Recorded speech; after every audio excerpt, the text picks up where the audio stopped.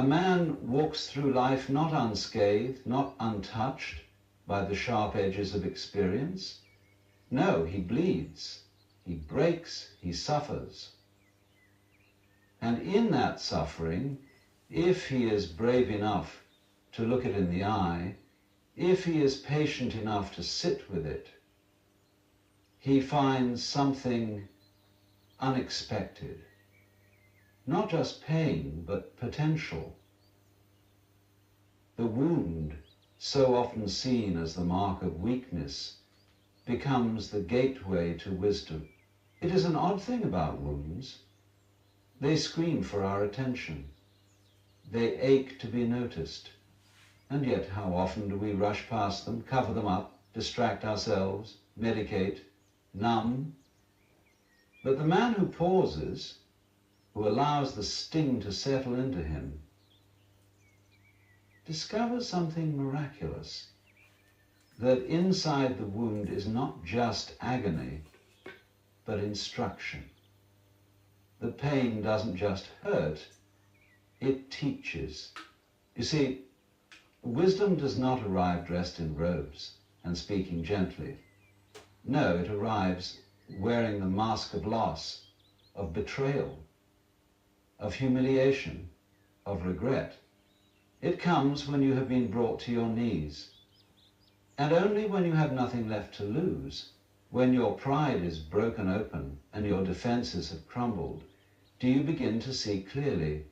The man who learns to listen to his wounds begins to walk differently through the world, not as a victim of the past, but as a carrier of light, a wounded healer, because it is not the unscarred man who guides others out of darkness. It is the one who knows the way, who's been there, who sat in the shadows and came out not bitter but radiant. And here's the mystery. Those wounds, when held with care and presence, begin to glow, not because they are erased, but because they've been understood. The scar does not vanish, it becomes sacred. A symbol of what was survived, yes, but more than that, a symbol of what was transformed. Fire can burn a man down, or it can forge steel. The same flame, different fate. The powerful man is not the one who has avoided pain. He is the one who has wrestled with it and emerged with a pearl in his palm. The man who faced abandonment and learned to stand alone. The man who felt despair and unearthed compassion. The man who was betrayed and chose not vengeance, but understanding. And when such a man speaks, people listen, not because he demands attention, but because his voice carries a certain resonance, a quiet authority. He has no need to boast, no hunger to dominate. He has nothing to prove, only something to offer. His presence alone becomes a beacon, not loud, but luminous. Others, in their own darkness, see him and think, if he can rise, so can I. And in that moment, his wound becomes not just his path to wisdom, but a lantern for others to follow. Not because he tried to lead them, but because he dared to heal. The world does not need perfect men, it needs whole men. And wholeness is not the same as flawlessness. It is the integration of every part, the dark and the light, the broken and the beautiful. The man who turns toward his pain, who asks what it has to teach, who holds it gently and lets it remake him, that man becomes light, not because he shines, but because he has become transparent to something greater than himself.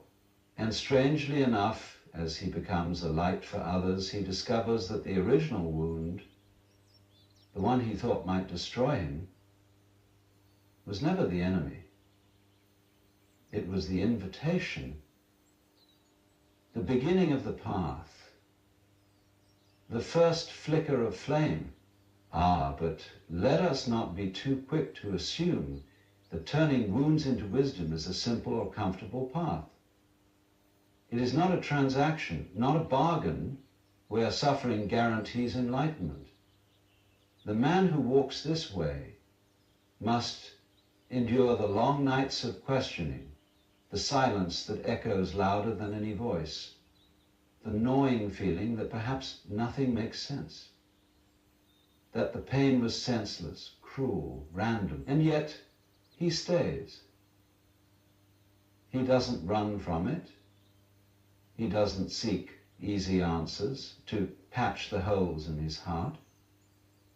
He stays and listens. And as he listens, something curious happens. The story he tells himself about the pain begins to shift. What once felt like punishment begins to look more like initiation.